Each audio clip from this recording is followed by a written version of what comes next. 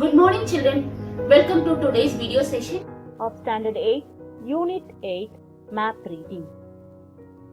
In today's section, we are going to see map and globe, identify the components of map, know the methods of representation of scale, describe how signs and symbols are used on map, understand different types of map.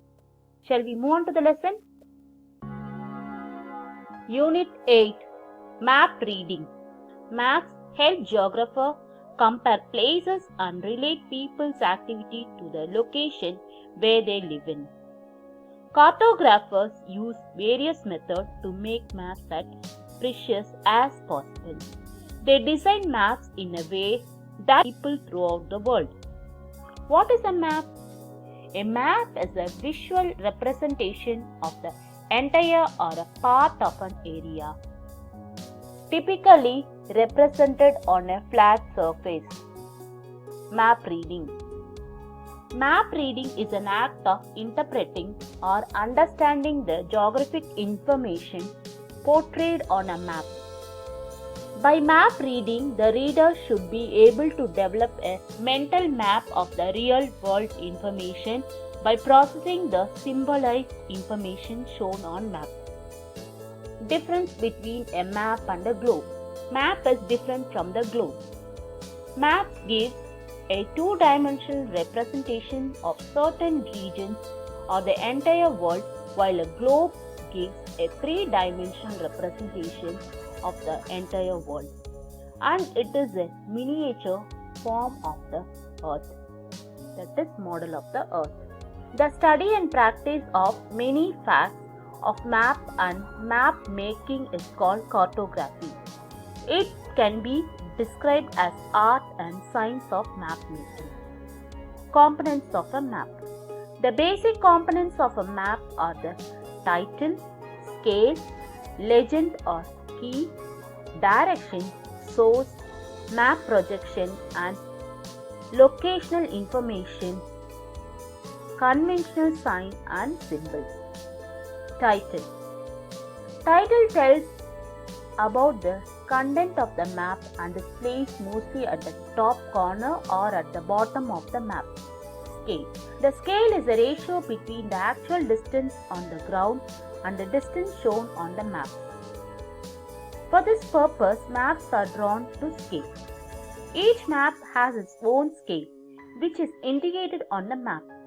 Often the scale is shown with a scale bar or a line and number and is placed just below the title or somewhere at the bottom of the map.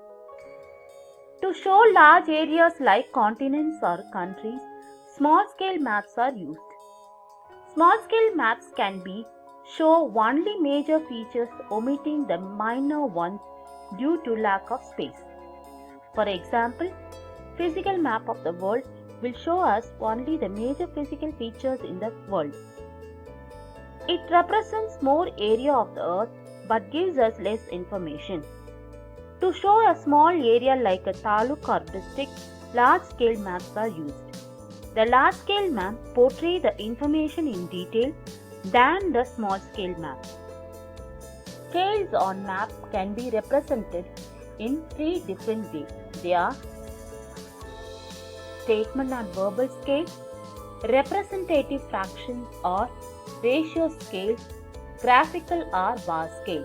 Statement or verbal scale. In this method, the map scale is stated in words, that is 1 centimeter to 1 kilometer. It means 1 centimeter distance on the map corresponds to 1 kilometer distance on the ground. Thus, it is written on the map like 1 centimeter to 1 kilometer, 1 inch to 1 mile, etc. Simple statement scale has the following characteristics. If the numerator is in centimeter, the denominator is either in meter or kilometer. If the numerator is in inch, the denominator is in miles. Representative fractions or numerical fractions or ratio scale. It shows the relationship between the map distance and the corresponding ground distance in the same units of length. representative fraction is generally shown as a fraction. RF is represented as 1 by 50,000 or 1:50,000. Graphical are bar scale or linear scale. A graphic scale looks like a small ruler drawn at the bottom of the page. This line is divided and subdivided into lengths, each of which represents a certain distance on the ground. In this way, the distance on the ground can directly be measured and read off from the map by using a piece of string or dividers. This scale has added advantage for taking copies of map as the measurement does not change. Legend or key. A map key or legend is included in a map to unlock it. It gives you the information needed for the map to make sense. Map often uses symbols or colors to represent things, and the map key explains what they mean. Symbol in the key might be picture or icon that represent different things on the map. Direction. A map must indicate direction. This is done by means of an arrow pointing to the north. Direction on a map are often given with symbol called a compass rod, which always shows north. Sometimes all the cardinal directions such as north, south, east and west are shown. In addition, the intermediate directions of northeast, northwest, southeast and southwest may be given. Source. All maps must show the source of the data used in the respective maps. The source should normally be given outside the frame of the map on the bottom right. On the bottom left of the name of the author, publisher, place of publication and the year of publication must be given. Map projection and locational information. A map projection is a way of representing the spherical earth on a flat surface of the map. The curved surface of the earth cannot be shown accurately on a map. So, cartographers use map projection while mapping the earth's surface, which would help them to reduce distortions. Latitude and longitude marked on the map give the locational information of the area covered in the respective map. Conventional sign and symbol. Conventional signs are symbols used in map to represent different features. The symbols are explained in the key of a map. The certain symbols fall under this category are called conventional symbols. Other category is called contextual symbols, which are decided by the cartographer. Types of maps. Maps are classified on several bases. Each basis gives a different types of map. In this example, nature and characteristic of relief map, cadastral maps and thematic maps. Relief or physical map. The map that shows the physical features of an area is usually called physical map or a relief map. Their primary purpose is to show landforms like desert, rivers, mountains, plain, plateaus, etc. Cadastral map. A cadastral map refers to the map that shows the boundaries and ownership of land within a specified area. These maps are sometimes known as plans. As they are on a large scale, they show full details of the boundaries and buildings. They are useful for local administration such as the city survey, taxation, management of estates and to define property in legal documents. The term cadastral is derived from the French word cadastre, meaning register of territorial property. Importance of cadastral maps. Cadastral surveys documents the boundaries of land, ownership, by the production of documents, diagrams, sketches, plans, charts, and maps. They were originally used to ensure reliable facts for land valuation and taxation. Scale of a cadastral map. Cadastral maps commonly range from scale of 1:500 to 1:10,000. Thematic map. A thematic map is a map that focuses on a specific theme or subject area such as physical phenomena like temperature variation, rainfall distribution, and population density in an area. General reference maps do not focus any specific theme.